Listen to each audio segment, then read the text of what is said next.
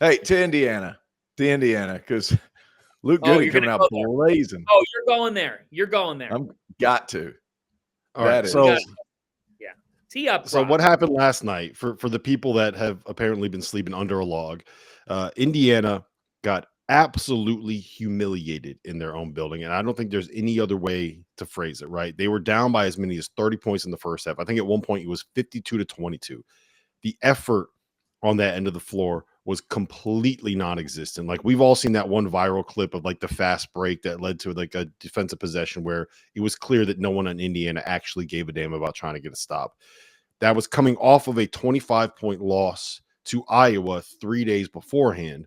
And it's probably the third time that we've seen this level of just kind of, we're just going to roll over and die from the Hoosiers. I will never forget how bad they looked against Louisville in the first round of the Battle for Atlantis. We've seen situations where Umar Ballo has been suspended after being photographed at a bar the night before a game.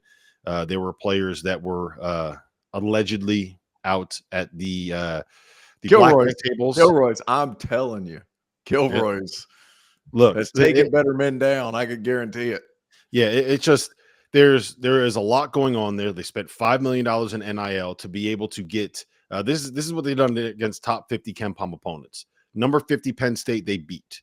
Once you get past that, there's a 28-point loss to Louisville. There's a 16-point loss to Gonzaga. There's a 17-point loss to Nebraska. There's a 25-point loss to Iowa. There's a 25-point loss to Illinois. It feels very, very strange to me to look at a team and look at a coach that's been to 2 NCAA tournaments in 3 years and is sitting here with a 13-5 record and say, I wonder if he's going to make it through the year. They were chanting "Fire Woodson" in Assembly Hall. There were boos coming down in there like I've never heard in Assembly Hall before. Fitz, I'll go to you first. T.O., I want your take on this as well. Like, what is the answer here? Like, where do you go? What do you do? How do you fix this? And is it even fixable? It's not fixable because when effort isn't getting placed, that's the end. Like when you are not asserting yourself and you're not using effort, that is squarely on the head coach and squarely on the program. Indiana fans are passionate and smart. They know what basketball looks like and what it's supposed to look like. And what that was last night was a disservice and a shame and an embarrassment to the history of IU basketball. Those fans pay money to sit in the stands, and some of them are now funding the roster. They're allowed to do what they want when your team loses by 25 points at home to Illinois. Illinois is a very good team. Illinois blew out Oregon in Eugene. Illinois won that game at Oregon. Oregon's fight, though, you never were questioning their effort. They just got their butts kicked. What happened last night is the latest case of a team that's not prepared and has some people that really don't care, that just want to make their paycheck. Where it's easy right now in college basketball to do that. It's probably the easiest thing to do if you're a marquee name. So the state of this program is embarrassing. And this is a loaded situation because Mike Woodson is one of their own.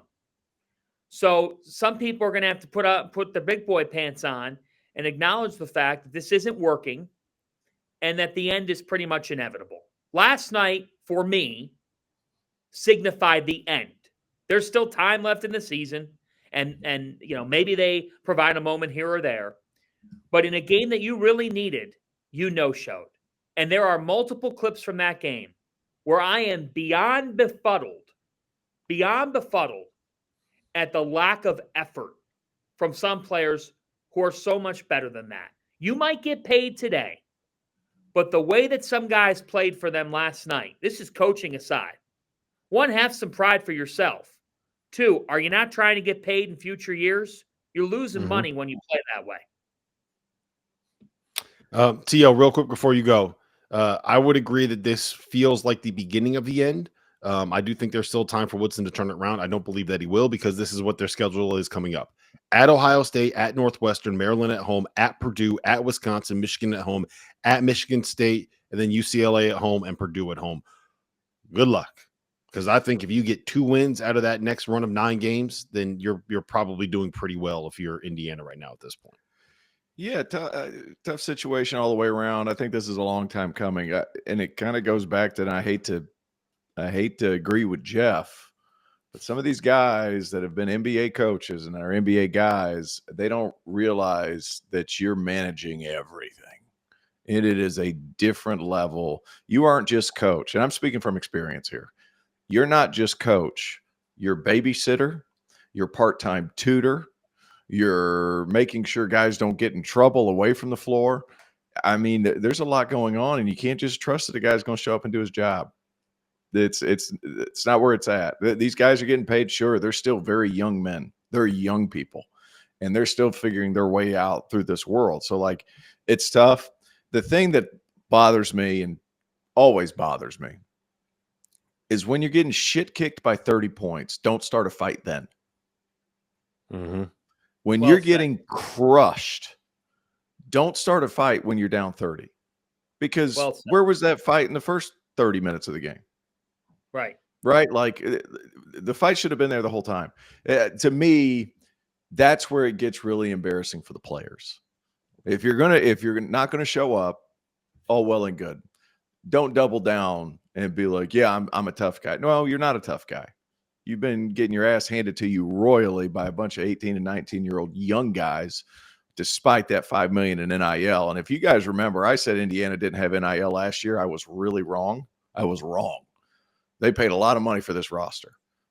They still can't put it together.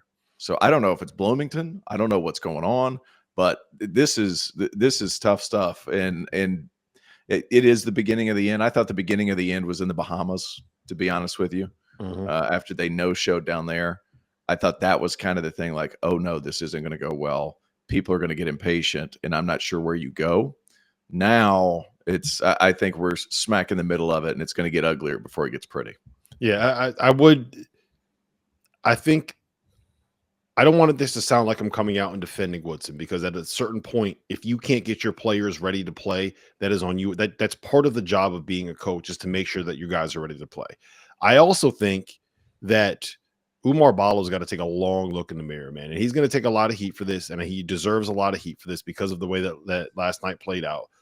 But you're going out to bars the night before games, man. Like, you are showing up not ready to play and getting suspended for reasons involving And then laughing on the bench. Then laughing on the bench. You're getting in fights there. The level of effort that you're playing with is frankly embarrassing and in my mind unacceptable. Like, at a certain point, he's got to kind of look at himself in the mirror too. Like, Woodson's got a lot of blame, and it's probably going to end up costing him his job. But Umar Balo's got to take a long look in the mirror and find out and figure out if he wants to be a basketball player or if he wants to be a guy that makes a lot of money and lives in a college town. Because if he's got that's just, I think it was 1.2 is what it was reported that he was making. That seems like it might have been a little bit inflated, but you take taxes away, it's probably half of that. Like, if you're talking $500,000, that's great for when you're in college. That ain't life-changing money, right? That's a nice start. You might be able to buy your first house with that, right? But you still got to work for 60 years before you're going to be able to retire. And you want to, and if he does this, like, he ain't working as a basketball athlete and a basketball player. What I would also say is that there's, and I'll let you go in 1 second, Fanta, but I would also say, we talked with Penny Hardaway here on the Field of 68 on After Dark. I want to say it was about a week and a half ago. And one of the things that he talked about is it took him a while to understand what it meant to be a college basketball coach. And we're talking like 3, 4, 5 years to understand that, like, the culture was more important than just amassing talent. Like, when you get to the NBA, it's very much about getting as many quality pieces as you can, because everyone's showing up and ready to do your job because you are a professional and you are a grown man, and you understand you got mortgages, you got kids to pay for, you got college educations you're gonna have to worry about, you got all that stuff, right? And them dudes are going out to the bars too, but like, yeah, they have the ability to show up. Like, yeah. Just as an aside, the thing that Henson told us is that when he would go out, he'd be out till like 4 a.m. They wake up, they go to shoot around at 9 a.m., whatever it was. He'd come home, he'd He'd sleep off the hangover, right? You 4, 5, 6 hours, take a nap. You wake up at 4 o'clock, you drink your espresso, and you head over to the building and get ready to play. So that was and Ensign did pretty well for himself as an NBA player. I think that Woodson has not figured that part of it out, right? Culture is just as important as anything else, and developing a group of players that want to buy in is just as important as anything else. And the example that I'll give you guys is from last night. Look at what Dennis Gates is doing with Missouri, right? He had a team last year that didn't really work. He went 0-18 in the SEC. There were people like, I don't think he's the right guy for the job, and then builds a roster where the pieces fit, the players fit, and most importantly, they give a shit about whether or not Missouri basketball is going to win. And you could see it last night. They go on the road and they beat a top 5 team in America. That does not exist with this Indiana team. And if you can't develop culture, you cannot be a college basketball court, especially if you are a guy at a place like Indiana where the culture and the pedigree and the pageantry, it's Indiana, man. Indiana, you got to make sure that you got guys that understand that it is Indiana basketball. I don't think Indiana has had the cachet like that in a long time. But what I'm saying is they should. Like, if They got you the money can't, too. you got the money, you doesn't buy got the everything. fan base, you got the home court. You're Indiana, and they haven't Yeah. been like what we think Indiana should be in a while. But it's still India. There's still, you still have an entire state that loves that basketball program the same way that the entire state of Kentucky loves that basketball program. Look at what Kentucky's doing now that they brought in Mark Pope. Something's got to happen similar with Indiana. I don't know what it is. Hold on now. Hold ahead. on. Because that's exactly the point. Your next hire is going to be met with some criticism. You have to be willing to live with that as an athletic director. If you make the right hire, it will be partially criticized. Why? Because if you make the right hire, you're going to pick a guy who probably is on the ascent, hasn't maxed out. How's John Calipari doing at Arkansas? Right?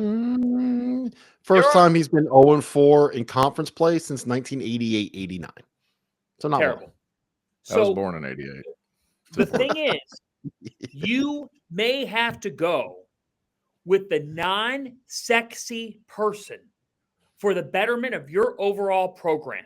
Did the casual person know who the heck TJ Otzelberger was when he took the Iowa State job? Look what he's doing right now. He's as good as any coach in college basketball. I can't believe you're calling TJ Otzelberger and his schmedium polos not sexy. That's unbelievable. I'm going to text him and let him know. You got to roll your sleeves up, and he'd be fine with that too. He'd say, I don't want to be called that. You got to roll your sleeves up with this next search and stop trying to win the press conferences. You got to win games. And I don't care how much money you have. There are also some really good coaches who right now are struggling because them and their staff simply missed on some players. But they still have culture. There's some great teams in college basketball this year. They're looking at some players and they're like, maybe we should have taken that guy over the other. And Rob and Terrence, you know who I'm talking about. But you can't change the past. It's like a Dennis Gates. I saw associate head coach C.Y. Young in Vegas in December, and I said, what happened? What changed? He goes, you know what, man? He goes, I'm not trying to talk around it. He goes, we swung and missed. He goes, we had to get back in the lab and really meet and talk about what we were looking for in a roster. When you look at Indiana, they did bring in talent, but it's on the coach and the staff, not just to find the fit, to will the fit out of the pieces to make a team. I watched this team practice in the preseason. I sensed talent. I didn't sense all the pieces fitting a puzzle. You've got to will that out of these pieces. You're paying them a lot of money. And it's different to coach nowadays. But for the majority of guys who have been in the NBA, to make that transition to college is very difficult. And it's even harder now with the money component and with trying to navigate through it. This is a dark day for the Hoosiers. I agree with Terrence. It's been a long while since the cachet of Indiana, the brand of Indiana, has had results that even come close to that aura that we're talking about, you've got to make a hire that doesn't follow the aura piece to get that aura back. You got to be willing to get a guy who you see the potential in and are buying that piece of it, rather than just telling your fans, we went out and we got this name that everybody identifies with. If that could be the right choice, but I think it's got to be the other way around for this program to truly get it right. Because what happened last night should never happen. There's people rolling in their graves that played and coached in Indiana right now thinking about last night. That is unacceptable and inexcusable. And it's not the first time it's happened. I'm willing to give a pass for Louisville. I'm willing to give a pass for Louisville.